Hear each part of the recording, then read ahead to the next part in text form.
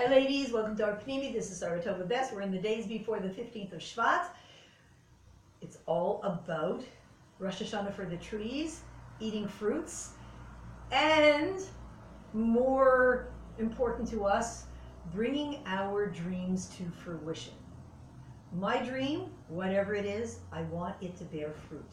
I want it to actually take hold. I want it to not just be a dream that fizzles out. I have an idea and it's so exciting and I never do it. Does that sound familiar? But something that I actually get done and something that actually takes root and grows into something eternal.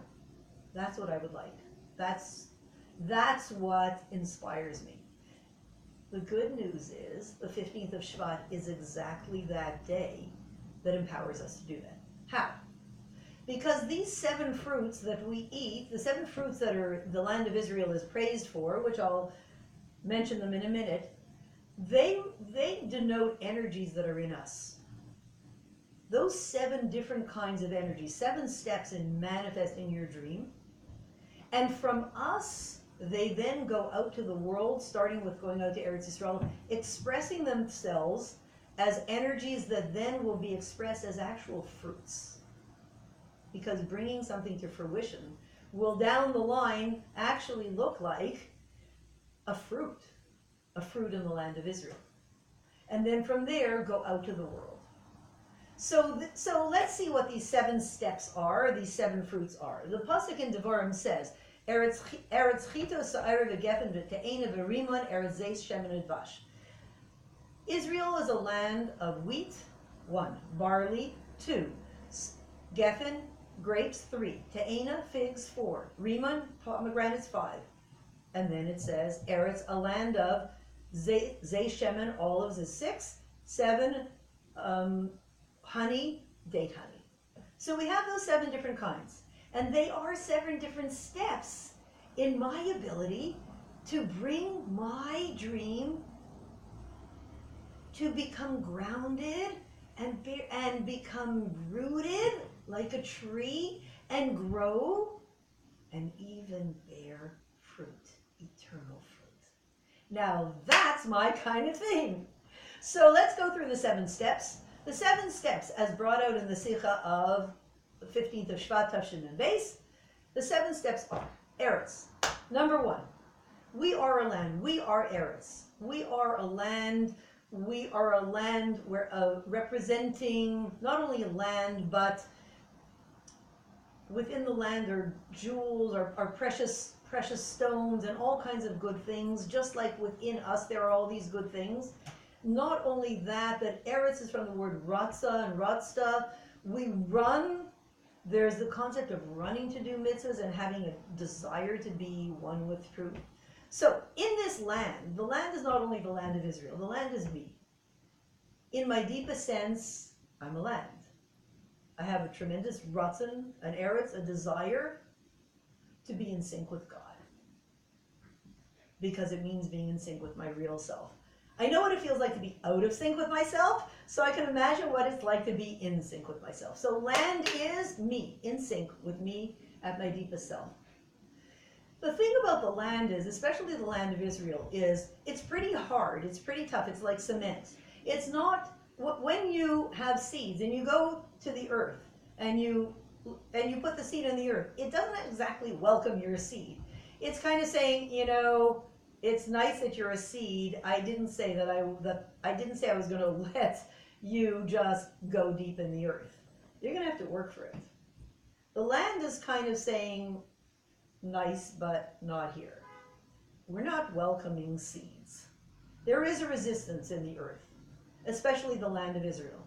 It's hard. It's tough.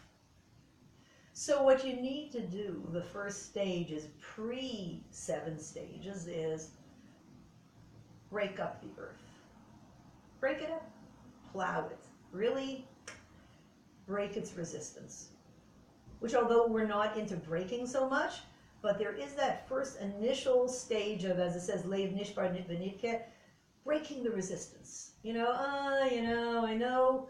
Let's say I'm in an artist studio now. I'm not an artist, but maybe I'm studying art with her, and maybe I'd like to put a few of my little elementary pictures online.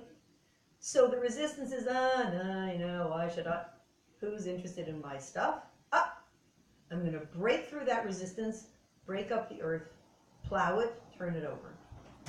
And then once I do, I have seven steps. Wheat, barley. What's wheat? Wheat is human food. What's barley? Animal food. So after I overcome my initial resistance to doing my dream, I'm going to get my artwork online. Then what I want to do is sync up my soul, wheat, and my body, barley, with this dream. What does that mean? Is this part of my mission?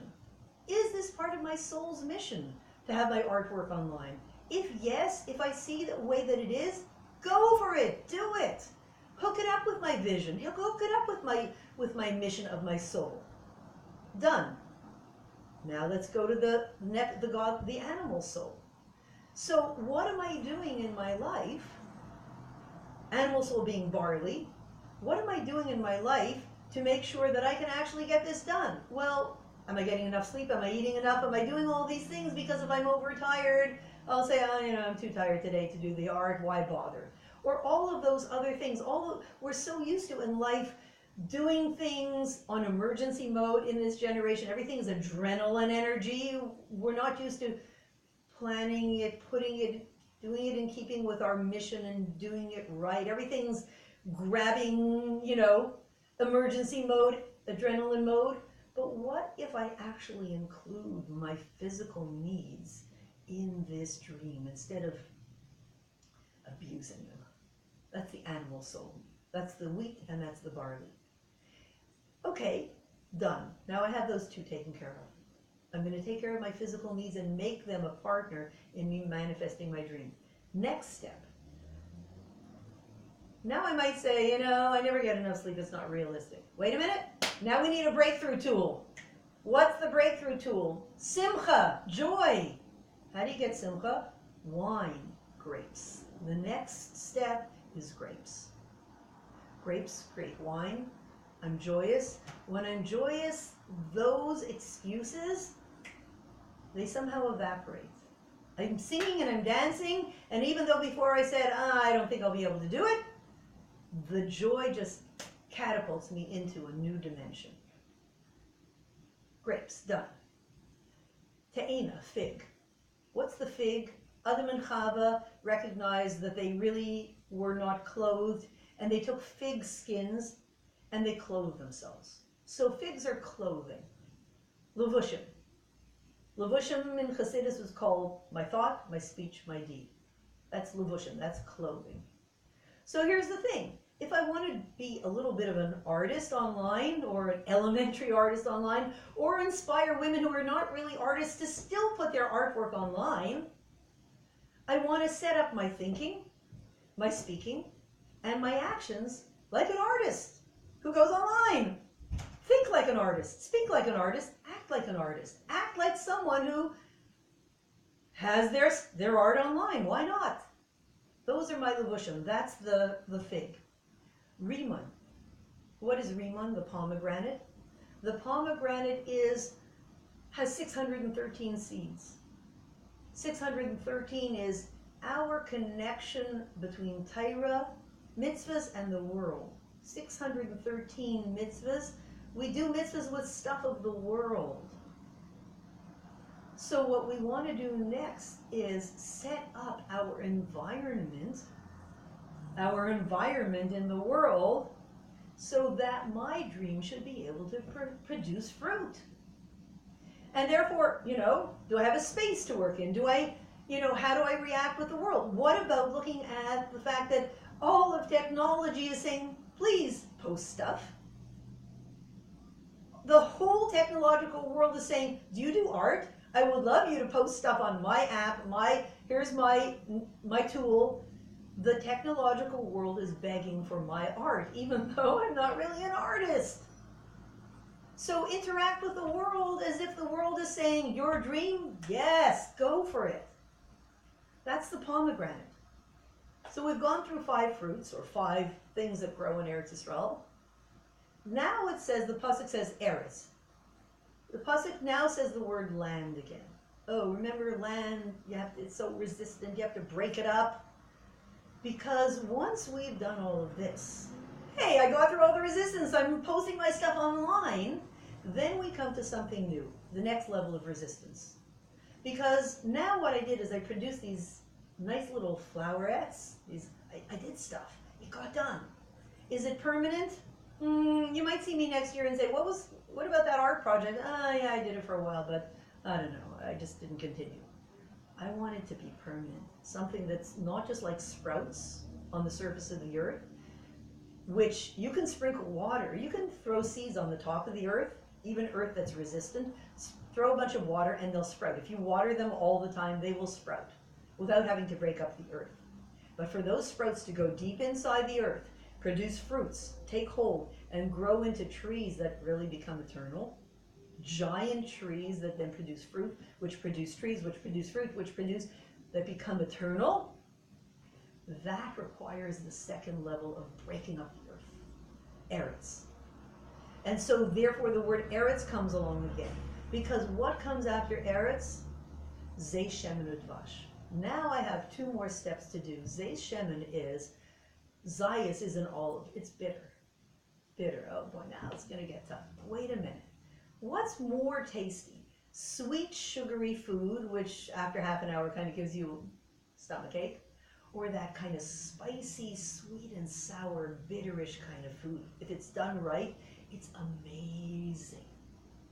So the next step is I'm going to hit some stuff that's kind of tough. I'm going to have to learn a bunch of skills about how to upload my stuff. And it's going to be bitter at some point, but it can be bitter amazing. And not only that, bitter, but it's zeh shemen, it's olive oil. The oil is pneumius at Torah, the deeper aspect of Torah, oil that flows. This is about oil. This is about that whole thing flowing. And then the last one is zeh shemen udvash, honey from date trees. Date trees take 70 years to grow. This is an energy that's something that's solid and permanent. This is not something that you just get it overnight. This is something that you work at, but by working at it, you produce something that is incredible and eternal.